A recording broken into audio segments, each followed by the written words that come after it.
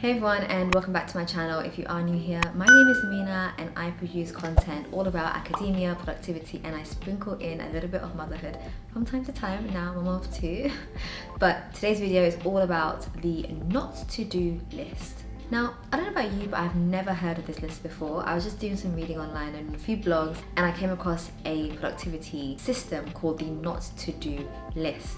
So it is essentially what it says in its name. It's a list that you write of things, habits, and tasks that you do not want to do. So it's the opposite of a traditional to-do list. And what they say is if you take a look at your to-do list for the past month, let's say, there will be one or two things that you keep on recurringly add onto this list.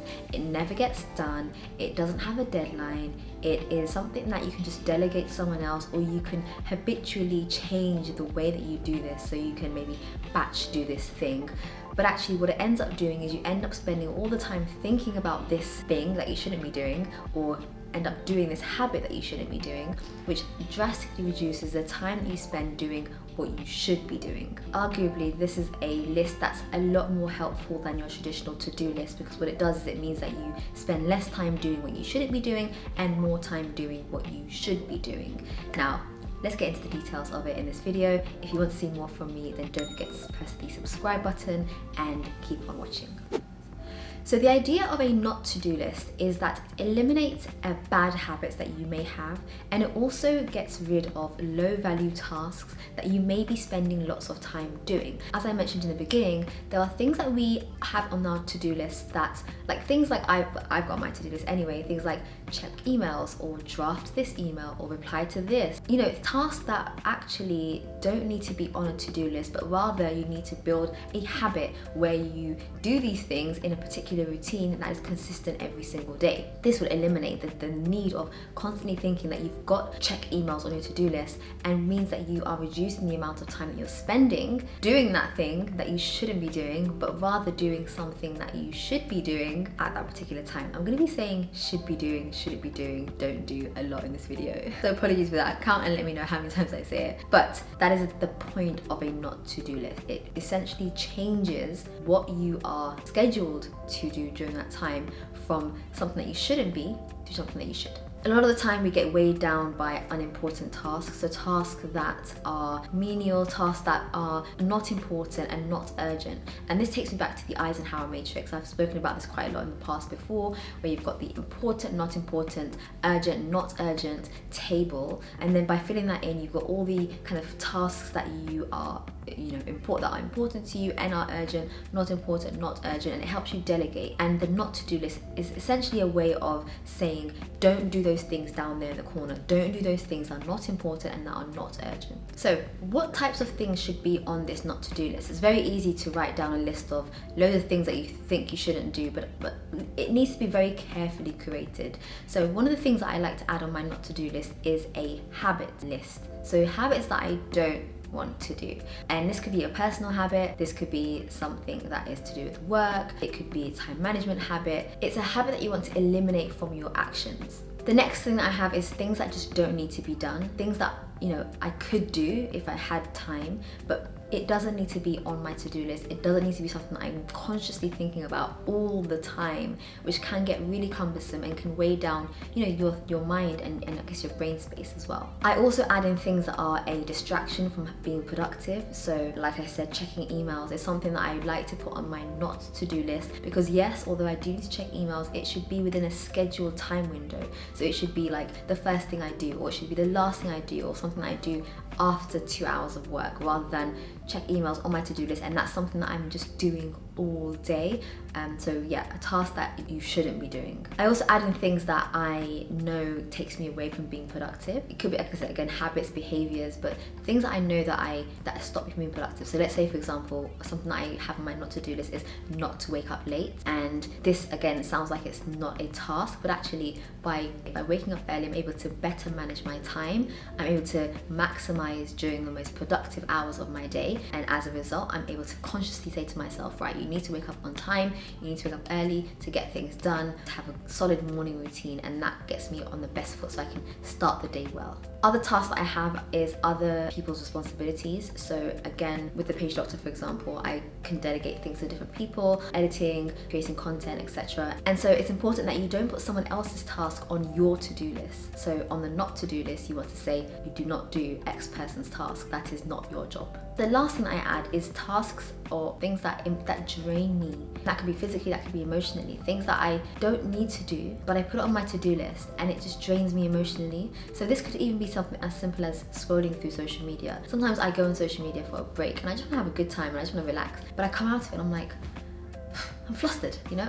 I've done a lot, even though all I did was sit there and flick through Instagram. So something like do not flick through Instagram during the day or when you're working is a big hot one that I put on my not to do list. And that's why I have no notifications on my phone as well, because I just don't want it to be in my space when I'm working and when I want to be in that flow zone. So moving on to making the list. Now you want to really create this list that I mentioned earlier. You want to sit there. I would give myself, for the first time you do it, 30 to 1 minutes to 1 hour of just sitting there and trying to think about this list, trying to think about ways that you can add on the not to do list that will mean that you're being more productive on the whole. Now the best way that I would recommend doing this is looking at your to-do list for the past, I don't know, let's say the past month. I'm assuming you write to-do lists. So look at the to-do list for the past month and identify items that are on that list that you're like, this is on my list every single day. It can never be ticked off, like checking emails, for example. This is something that I've got in here, but actually I don't need to do this, someone else can do this. So you want to have this list of items that you have created as a result of looking at your previous to-do list. So you're not thinking too hard, you're actually just looking at your list from the past and determining what can be moved over to the not to-do list. You also want to think about habits. So what habits do you have you picked up over the past years or whatever that you want to drop? What are those habits? Try to think about a few of them and write them on your not to do list. And then finally is tracking the list. Now that you've written the list, you know what the list is, you want to actually find out whether this list is helping you. Don't forget that the not to do list is a productivity system. So it's a system that might work for you, it might not work for you. So you want to track the list. A good thing about this list is the fact that when you're writing down habits or behaviors or tasks that you shouldn't be doing, you don't want to do, you're consciously telling your mind that this is something that you don't want to do. And so by consciously having that written down for you, it means that you are aware of it and you are going to make a difference. There was a quote I saw the other day which helped summarize this, and it said awareness of the habit is not the same as having a conscious change of that habit. So the fact that you know that you're checking your emails all day long, you're aware of it, okay, fine, but you're not consciously making a change, you're not consciously doing something about it. So as a result, even though you don't want to do that thing, you will keep on doing it. So by having do not check your emails all day on your not to-do list, it means that you are now going to be aware of it, you're going to be checking yourself up on it, and you're going to be making sure that you're accountable for not doing that thing. And it adds some sort of corrective behavior on your brain by seeing that written down. Don't do this, do this instead. Another thing is to be prepared to have items on your not to do list for a long time. So change doesn't happen overnight. You didn't build those habits overnight, so you're not going to lose those habits overnight either. So it may be the fact that you've got don't check your emails all day on your not to do list for the next 2-3 weeks until you've learnt or you've kind of corrected that behavior. You can then cross that off the list. Try to tackle 1 or 2 things from that list at any one time. Don't try to change all your behaviors at the same time and not do certain things at the same time. Work on 1 or 2 things. As you cross them off, you can work on other things, and you'll notice that slowly your efficiency and your workflow will get so much better as a result of getting rid of those things that actually inhibit you from being productive. Another way that I track the list is to look at it as often as I feel like I need to. So if I'm working and I feel like I'm checking my emails and I'm not doing what I'm supposed to do, I'll just look at the not to do list and I'll be like, okay, cool, you're not meant to be doing this.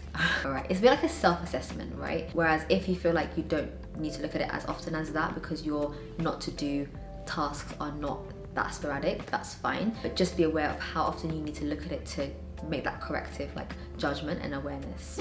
So I hope this video helped in introducing you to a new idea. We hear so much about to-do lists and writing our list and being productive, but actually sometimes we all know what we need to do, but it's what you shouldn't be doing, which it makes such a big difference in how much time you have to do what you should be doing. So hopefully that helped in bringing a new idea of something that you can implement into your daily routine next week. Let me know if you've heard of this before or if you've done something like this before. I do think it's a very different idea from what I usually hear online, which is why I thought it would be interesting to bring it to you guys here. Let me know what you thought about this and if you're gonna try to implement it yourself, and I'll see you guys in my next video.